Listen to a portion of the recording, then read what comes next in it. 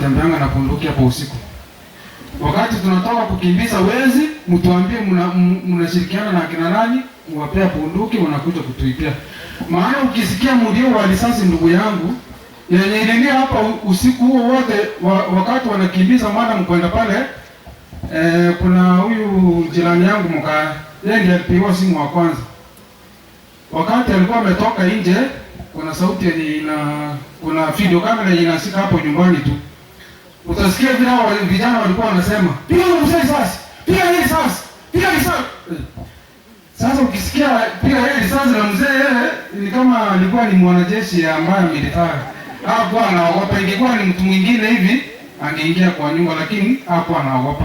Walikimbiza madamu hivi wakielekea huko. Jambo la pili, hapa hige shwene kuna wizi ilifanyika huko wakati mwingine.